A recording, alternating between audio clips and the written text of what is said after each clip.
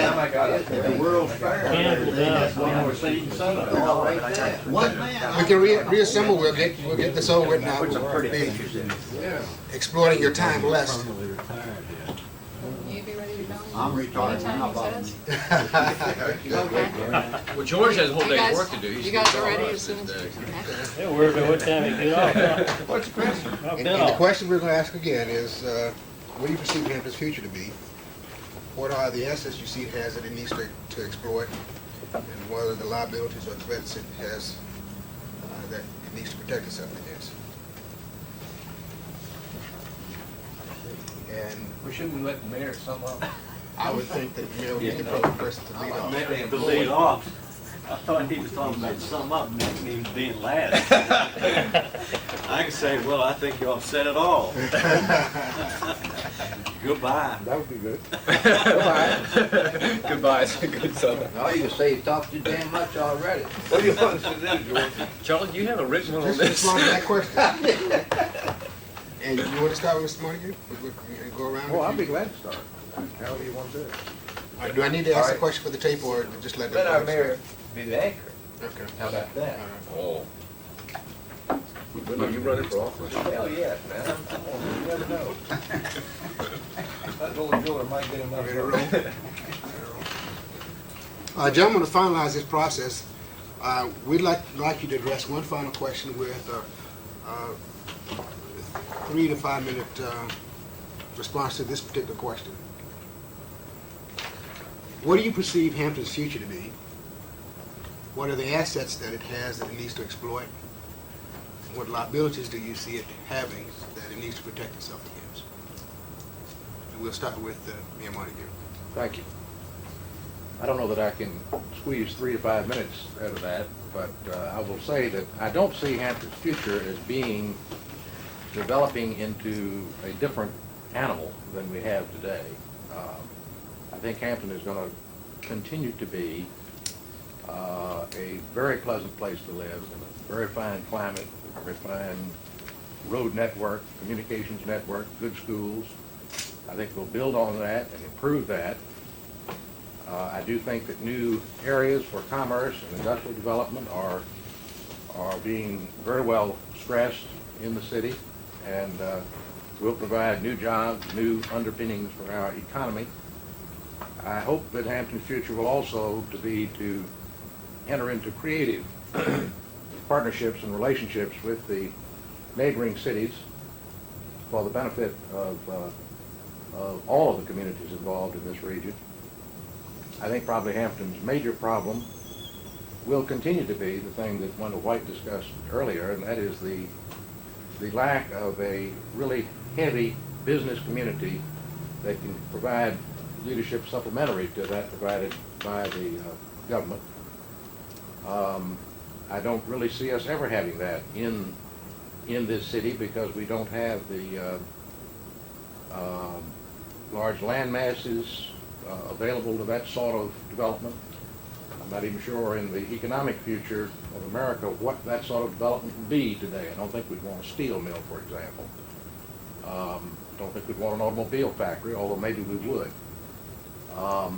But I do think Hampton will continue to contribute to the overall quality of life in this region. I think we need to emphasize the great natural asset that we have with our location on the water, such a pleasant place for recreation and fishing and industry. And I believe that our future will be to build on those strengths that we have that's been well identified around the table today, and to try to do all that we can to enhance what we have and not try to be something that we're not. Mayor Werner. Greatest asset in Hampton today is still its people, the mix we have in Hampton. Along with that, I must include the availability of the learning centers, the technology that's available in the total area, and also this includes the city of Hampton directly. Second to that, economic development, the Hampton Industrial Park. It's got to be the greatest spark of the future for our city. We must increase our development of the industrial interest in this area, and perhaps we can attract some of the giants in industry and other phases of big business as we progress. And the fear is, the greatest fear I see right now and for the years to come is the land area. The shortage of availability of land to do some of these things we want to do to attract large industry to the area. I think the future has a lot of pluses, and I think that with the new advent of other outside interests coming into this area, we will develop a greater and a better society and be able to do more things for all of our citizens. Mr. White? Well, I believe that, as David has said, that you should be what you can be and ignore that which you cannot be. And because of limitations of land and other problems associated with the location and of the city, I should think that one of the greatest assets that the community has is in its political leadership, and I have watched it for a good many years, as have you. And so I would, while that's an intangible, I think that you need to realize, constantly remind yourselves, that the future of the city of Hampton is tied to the region. And so if you can provide the political leadership to make sure that you have your influence felt beyond your boundaries in the region, I think that would be to your advantage. Hampton is a delightful place, and so a lot of what we've talked about problems are only problems if you identify with them. The one thing that I'm aware of today is here we are representing as a group something like 25 or 30 years, I believe, with 3 former managers and a bright new manager in our midst today. I think that that is quite a record, just to know that 4 people who have grown and come out of the same organization, that's an asset. Those are intangibles. What am I talking about? I'm talking about continuity that this community has had in leadership, in that case in the manager's office, but also the political leadership. So I would view that, think about what you need to do in the region, develop a strategy for making sure that you're able to tap those regional resources to your advantage. Mr. Johnson? I'm going to reverse this a little bit, because what I'm going to say, I need to say something about some of the mistakes I believe we made, so that we won't make those mistakes in the future if possible. One of the greatest mistakes, and I know that it was almost impossible at that time for members of council to recognize the fact that we needed at that time to zone the city a little different than we ended up doing. Tom Miller and myself, I guess, were the 2 that argued the strongest against some of the zoning. And that was a strict commercial zoning, like of Mercury Boulevard is an example, from one end to the other, which was very bad planning, because we should have had about 3 major commercial areas on that highway with multiple housing in between. You could control your commercial setup, and they would have been far better economically. The businesses would have done better, and you would have had a better chance to handle traffic than is the case now. So that was a big mistake, and it's too bad that it was made.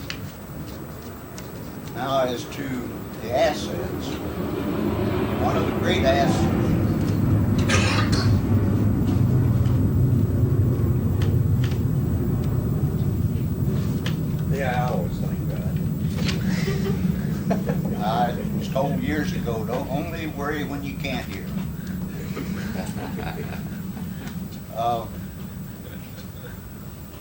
Assets, one of the greatest assets we have is the road network, interstate road network that will be in place if and when the state ever gets it completed, because it seems to me like it's taken an awful lot of time to get that second tunnel under construction. But when that is completed, in 25 or 30 minutes, you can almost reach any place in Hampton Roads. One of the things that we should go for is things that, like transfer centers for transporting supplies and so forth. I hope there's enough land left in Copeland Park to do it.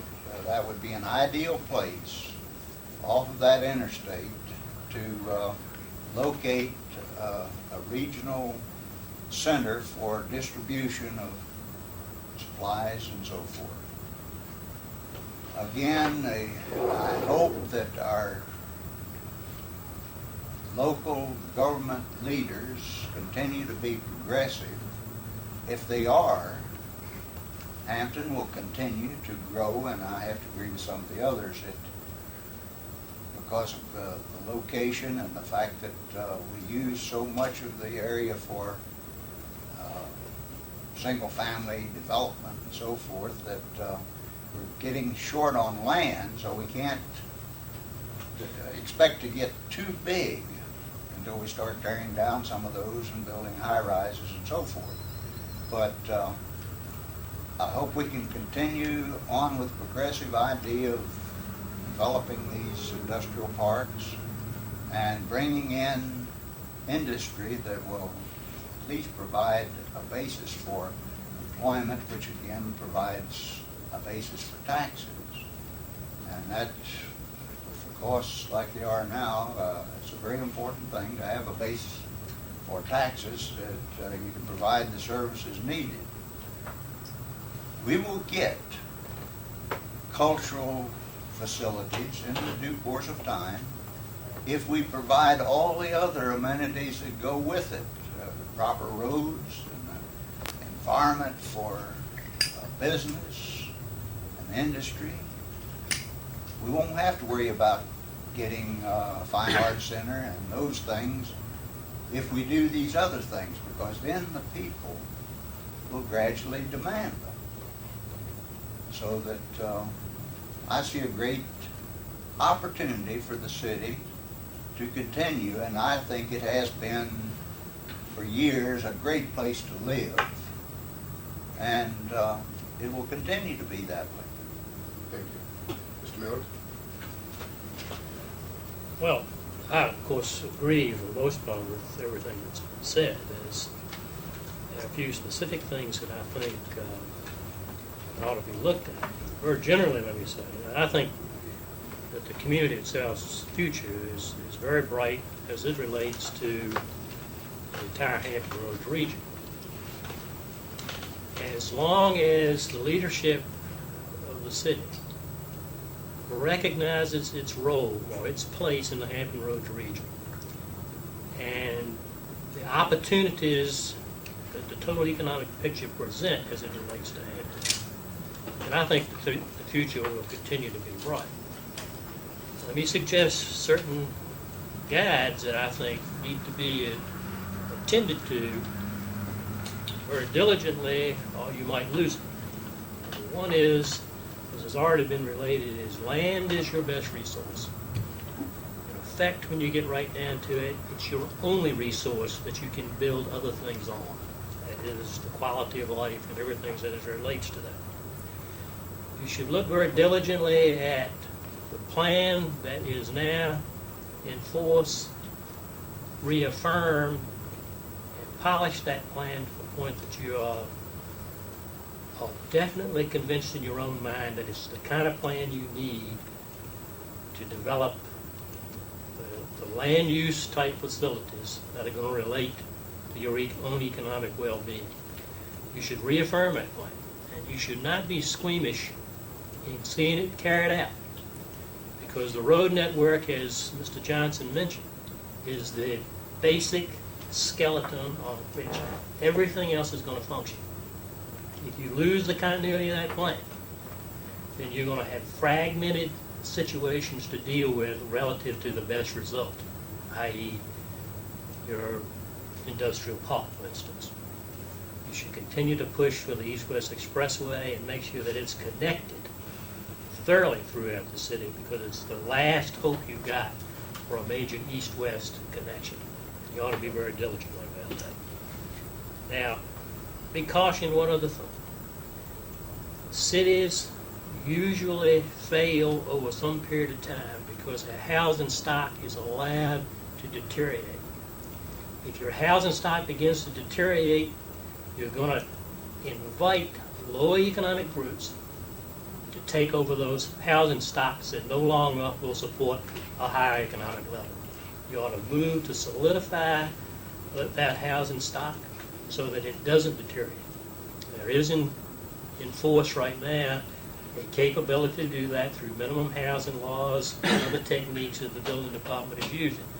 But you should enhance that to make sure that people who buy their houses or people who sell to economic levels higher than or equal to what they now have.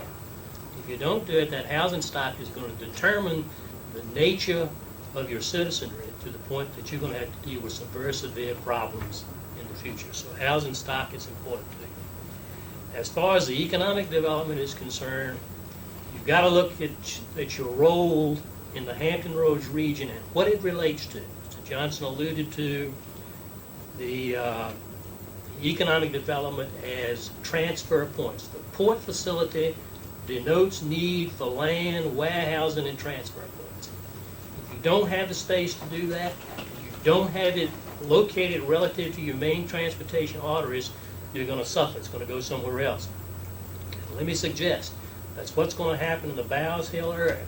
And Portsmouth is going to arrest it from you once that tunnel facility goes through, unless you move now to solidify your position and make it more attractive.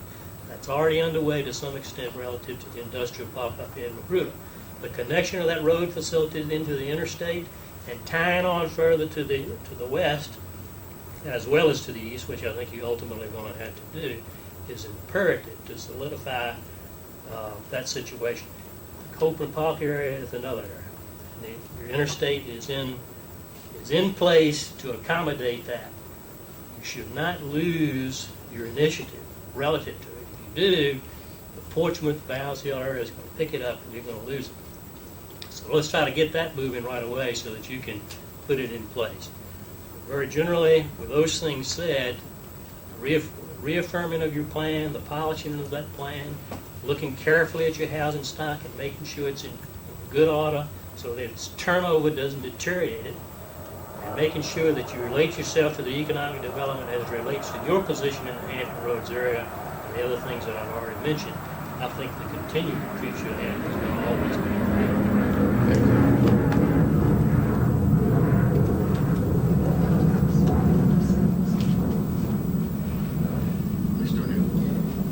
The advantage of being squeezed between all this and the Bay Area is that I don't have to say very much, I don't think, because I think most of the things that I have heard, I think are very wise counsel. But let me just maybe take the opportunity to talk about a few things that you'd like to see in Hampton, and maybe picking up a cliche that I think Mr. Montague used. I'd like to think we can be better than we think we can be, and that the focus might be that we were always going to be. Maybe we'll never be terribly different than what we are, and what we are is very good. But I like to see us always constant. I'd like to always be able to look down the road in Charlotte and say, gosh, there's some really good things about Charlotte that we may want to be sometime, or some other city around the United States. And with that in mind, and particularly with the dilemma that we have seen with regard to maybe some limitations in our own ability to harness resources and commitment to do the kinds of things we talked about today. Mayor Easton talked about the foundation. I think the foundation is a way of harnessing the energy in the community, mostly neighborhood and civic kind of groups, to be a representation like other communities have in the business community. It is a way of getting that community articulation of need and responsiveness in a forum that it cannot be done if it's left at a neighborhood level or just in isolation around issues. Because one of the things that happens in a community like ours is that people become very single issue oriented, because we don't have a forum to weigh the pluses and minuses of a variety of issues. People get up in arms about one thing, and then they disappear, and we don't hear them about other kinds of issues. And a foundation might be able to give us a focal point that we can harness energies over a broad range of issues. And I think the business that we're in local government is the quality of life business. I mean, I think that's what our mission is. And however one defines that, that's what we're here to do. And how we're never going to have North Carolina National Bank, and we're never going to have First Union. But what we do have is, I think, a very strong sense of neighborhood, a very strong sense of heritage and commitment. And I think if we had a vehicle to harness those kinds of interests, that we in fact could have a group that could work in partnership with local government to do the kinds of things we talked about. And I think that's a very important step. The second thing that I think is important is that we spend an awful lot of time, energy, and attention at trying to attract businesses from outside the community to Hampton. And I think that's a very worthwhile effort. But the fact of the matter is 80% of what our new jobs are going to be created by the people who are already here, or people who have good ideas that they're going to start. And I think we need to give far more attention to growing our own business leadership than trying to steal somebody else's. And we don't now have the financial commitment to do that. And I'm talking about programs that would provide venture capital to new businesses, to take the risk in partnership with new businesses, to start those new businesses and to foster their growth over time. We got the opportunity yesterday to go to a business that was, I don't know, 125th in the Inc. 500 list. It was grown right here in Hampton. It has a potential to grow much further. We've even talked among ourselves in trying to have programs in which you like a business, it's in a place, it can't find the kind of opportunities and environment, let's go buy that business under the condition it relocates in Hampton. And we have vehicles like Regional Redevelopment Housing Authority or other places that really do have the capability of doing that if they see their mission to be that. And maybe they'll never see that, but ours ought to be. And in fact, there are plenty of examples where that was almost done. Norfolk has done it, others in our community and the surrounding areas have almost done that. Where we in fact start to really take a hand in controlling our destiny with regard to what kind of businesses, rather than let those be done by corporate facility planners and location people that we'll never be able to control.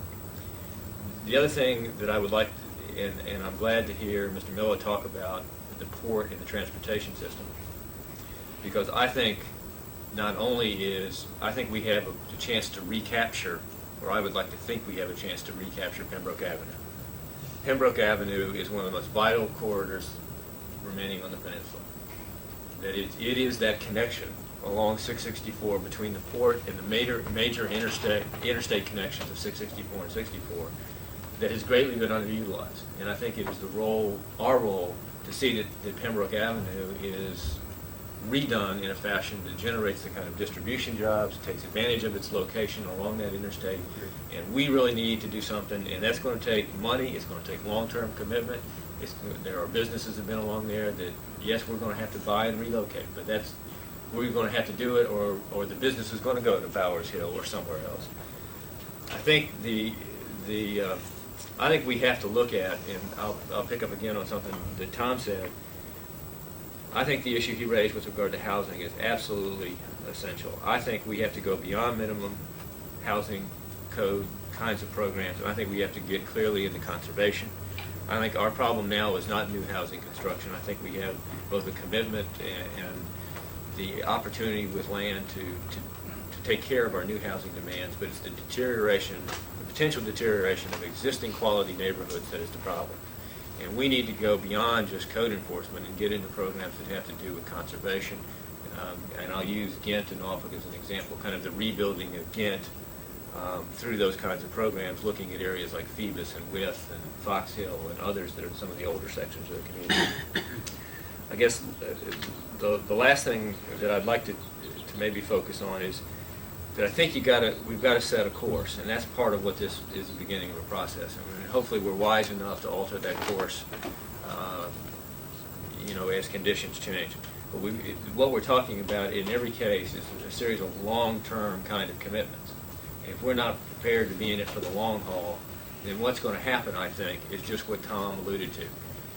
The pressure in the region, if you look at it, is we can capture, because of our location, a number of strategic advantages. But if we don't, we're a place one passes through to someplace significant, because the population is moving to the north and to the south of us. It is moving to the York counties, the James City counties, and the Williamsburgs, and it's moving to the Suffolks, Chesapeakes, and the North Carolina suburbs. And we can either take control of that, or we can be a place they all pass through and wave on their way to someplace significant. Say, what's that sound? So, Thank you. And finally, we'll have the culminating comments from Mayor. Mayor Eason. I'm supposed to wrap all this up. You're it. I've been, well, I think some excellent comments have been made. I know it was your show, George, but I'd like to thank everybody who participated, and I think it's been really some great ideas put on the table, and I'd like to hope that we can follow it up maybe periodically. But to try to summarize what everyone has said, I think starting with the assets, I believe that the assets that everyone has, I think, identified, our climate, our location, our natural resources, and our heritage. And I think relative to the liabilities that have been pointed out, first, in a sense of a warning, and I think the warning is not to take lightly the importance of the housing, not to take lightly the importance of land, and not to take lightly the importance of the road and infrastructure here in Hampton as we go to the future. I think also is a warning about not to set our standards too low, not to set our expectations too low. Also, as we continue to grow and continue to have the increase in the population, there's two, I think, very significant warnings, and that is not to lose sight of the past and not to lose the charm that I think a great deal of people identify Hampton as having. I think they were a number of warnings that have been very well made. And I think maybe the real liability that we have identified today is possibly the lack of a strong and organized business community that would be maybe more identified with having regional or national companies in what they may lend. But obviously we can turn that liability into an asset by, it would just take, I think, a little more energy for those on the council and those in the city administration to in effect activate the neighborhoods and activate the citizen groups to in effect take the place of those businesses. And I say all in all, in looking at those assets and looking at the liabilities, certainly the future of the Hampton, I believe, would be very good. And I think that we have to at the same time be tuned in to some significant changes that are taking place not only on the local level, but certainly here. We all know that the changes that are taking place nationally, we've talked about going into the information society, but there's also changes in the role of government and changes in the source of revenue. I think that's going to be a major consideration for us here locally in the next year or two with the diminishing resources from the federal government. We obviously are going to have to take a long, hard look at that. And I think that this also implies that we get away from thinking that we can provide all services to all people. I think that we must, we've talked about it before, start looking ourselves to be the brokers of matching the providers of services with those who need the services. And we may not necessarily be those providers, but there may be organizations or entities in the community that can do those things better than the city, and we've got to continue to look to that. I think the future holds for us even more of the public-private partnerships that we have really just gotten into here in the last year or two. I think that's the wave of the future. We have seen where the old redevelopment efforts really did not work totally as everyone expected, and now it's the public-private partnerships that are really the key, and we must be tuned into that and really exploit that the best that we can. I see the future of Hampton, the physical being of Hampton being very beautiful. I think that we're committed to making our image and making our appearance very pretty, and hopefully all of our streets will become even more beautiful, the major thoroughfares. I think that our efforts, particularly in the Magruder Boulevard area, will attract businesses from all over the world, and we'll have the benefit really of that.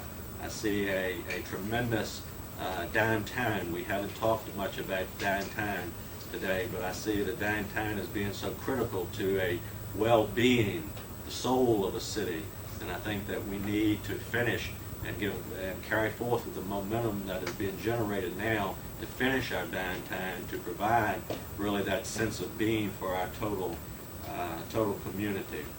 So I believe that all of these things and the things that really have been offered today have really been very beneficial and very valuable to us. And again, I'd like to thank everybody for participating and hope that we can do it again. I too would like to echo those sentiments, Mayor Easton, and express our sincere appreciation to you gentlemen and to Ms. Gilmore in her absence for taking time out of your busy schedules to come and participate in this activity today. I want to express some special thanks to Wendell for taking time out of his busy schedule and coming all the way from Charlotte to participate in.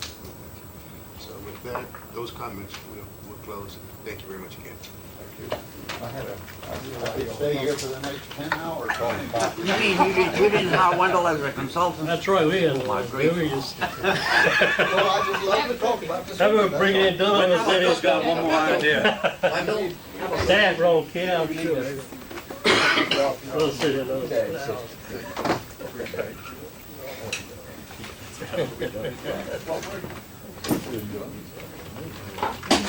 That's it.